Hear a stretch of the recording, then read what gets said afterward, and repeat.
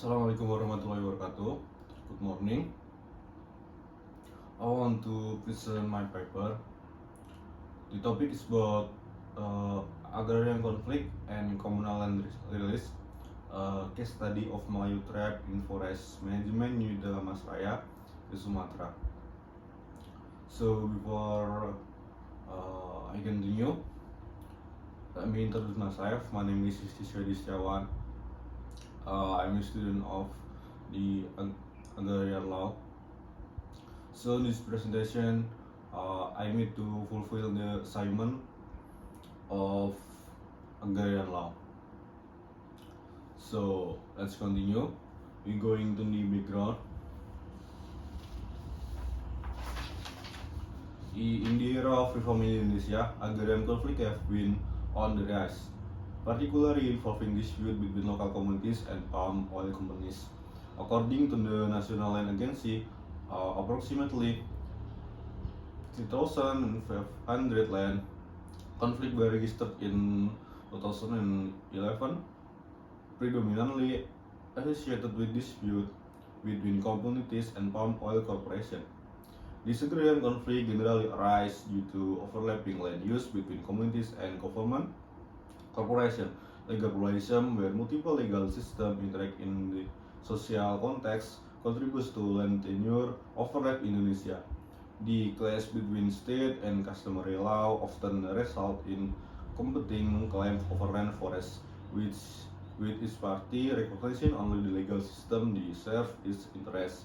In Indonesia, state law considers superior in natural resource management compared to customary law. The unilateral implementation by the state often neglect the involvement of legal communities depend on this natural resource, creating a barren dualism where precise laws are unenforceable and incompatible with local parties. And then we going to the discussion. The agrarian conflict in the Production Forest Management Unit or KPSP area arising from competing claims between the community and the government regarding forest ownership. The community assert rights over state forests allocated to logging and industrial timber plantation or STI communities as ancestral land of the Nagari Bonjol indigenous community inhabited for centuries. As a result, indigenous Malay community engaged the unauthorized occupation of the forest, leading on the ancestrized studying of ancestral land. The rapid land transition in Nagari Bonjol state from Ulayat authorities freely selling ancestral land without considering long-term needs. Additionally, the lack of community oversight enables Ulayat authorities to increasing trade ancestral land. Legitimization of land transaction is evident through valid land rights document issued and endorsed by Nagari Bonjol Ulayat authorities. In addition to community involvement in forest management, the implementation of programs should not only aim to restore the great condition in the KPSP but also consider the interest of the surrounding community depend on the forest for livelihoods. The viable alternative is the implementation of community forest program or village or Nagari forest within the KPSP to accommodate the interests of communities relying on forest utilization.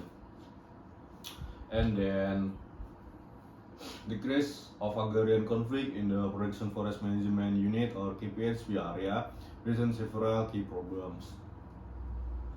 So the problem first is ambiguous land ownership and overlapping claims. The primary issues resolve around unclear land ownership, with both the community and government asserting rights to the same forest areas. The overlapping claim result in a dispute and conflict, fueling tension between the indigenous Malay community and the government or permit holding communities. The second problem is unregulated trading of ancestral land. The agrarian conflict has led to unauthorized occupation of forest land by the indigenous Malay community. This in turn has facilitated the unregulated trading of ancestral land. The lack of control and oversight in this transaction exacerbates the problem, potentially leading to unsustainable land practice. Third, lack of community involvement and consultation. The absence of meaningful involvement of the indigenous community in the forest management decision-making process aggravates the conflict. Uh, the community's exclusion contributes to a perception that the state has ignored their rights, intensifying grievance and resistance. Fourth, ineffective legal framework and enforcement. The case reveal inequalities in the legal framework allowing for conflict claim to persist. The authorities' inability to enforce regulation contributes to unauthorized occupation of land and unrestricted trading. The legal vacuum creates an environment where conflicting interests are not addressed. 5. Need for sustainable development and livelihood alternative. The conflict underscores the importance of implementing sustainable development programs that consider both forest conservation and the livelihood of the local community. This is a need to shift from focus solely on forest restoration to a holistic approach that address the economic and social needs of those relying on the forest for livelihoods. The next is the legal proceeding. The point A of legal proceeding is indigenous Malay community or Nagari Bonjol. The primary stakeholder is the indigenous Malay community living in the Nagari Bonjol. They claim ancestral right to the forest and are directly impacted by the agrarian conflict. Their involvement is crucial in achieving a resolution that respects their cultural and historical trace in the land.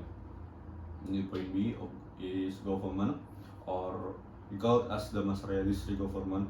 Local government plays a central role as stakeholder responsible for overseeing land management and resolve conflict. Departments such as land and forestry are directly involved in legal proceeding and decision-making process regarding land use and ownership. The section C is permit holding companies or SPH and STI, community holding permit logging and industry timber plantation are stakeholders with vast interest in forest areas. Their operation and land use directly contribute to the conflict, and their compliance with the regulation and regulation are essential for a sustainable resolution. The point D is Ulayat authorities. Ulayat authorities act as intermediaries between the indigenous community and potential buyers, facilitating the unauthorized trading ancestral land. Their role in endorsing land transaction to ensuring valid document is a critical aspect of the conflict. And the point E is community leaders and representative. Leader and representative for the indigenous community play a key role in negotiating on behalf of the community, presenting their claims and participating in this discussion with the government and permit holding companies. So, the next is the process that must pass.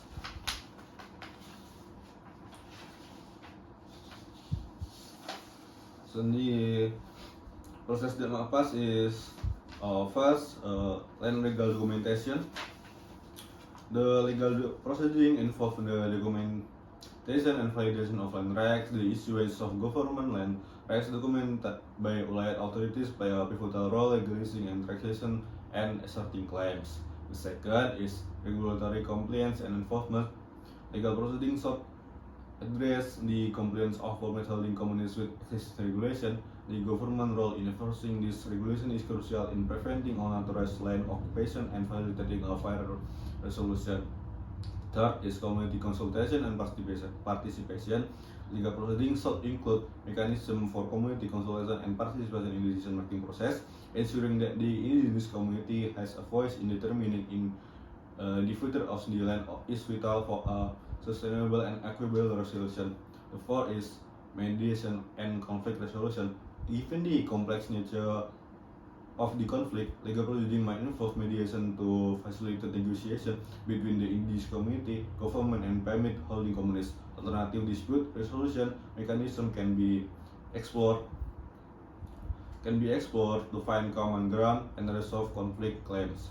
And five is policy and legislative adjustment. The legal proceeding may also require adjustment to existing policies and legislation to address the ambiguities contributing to the conflict. Clarifying land ownership rights and responsibilities can help prevent similar conflict in the future. Navigating this legal proceeding and engaging relevant stakeholder in a transparent and inclusive manner is essential for achieving a sustainable resolution to the agrarian conflict in the area of KPHP. So the last one, we going to the conclusion. To sum it up, the agrarian conflict within Protection Forest Management Unit or KPHP area highlight a complex interplay of factors involving competitive claim, legal ambiguities, and inadequate governance mechanism. The case centered in Negari Bonjol emphasizes the urgent need for a comprehensive and inclusive approach to address the root cause of the conflict and pave the way for sustainable land management. The ambiguous land ownership and overlapping claims within the indigenous Malay community and permit holding companies have full tension and dispute. The unregulated trading of ancestral land further exacerbates the problem, leading to unauthorized occupation and taxation driven as short-term gains without considering long-term needs.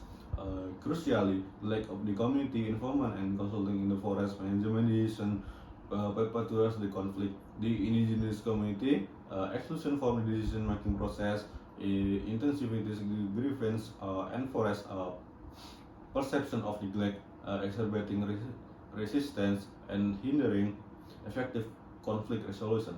Legal proceeding play a pivotal role in resolving the conflict, focusing on clarifying land rights, enforcing regulation, and promoting community participation. Address the inequity in the legal framework, including the reliant authorities in facilitating and transaction. Mediation and conflict resolution mechanism must be employed to foster dialogue between stakeholders, ensuring that the indigenous community voice is heard and respected. Moreover, sustainable development programs should be implemented, balancing forest conservation with the livelihood of the local community. The integration of community forest program or village or nagari within the KPHP can accommodate the interests of those relying on the forest for livelihoods. In moving forward, the collaborative effort involving the indigenous community, government, public holding companies, and stakeholders is crucial. This collaborative approach coupled with the reform and sustainable development initiative offer a pathway forward toward resolving the agrarian conflict, promoting social justice, and ensuring the long-term ecological sustainability of the KPHP area. So I think that's all for my presentation. Thank you for your attention. Wassalamualaikum warahmatullahi wabarakatuh.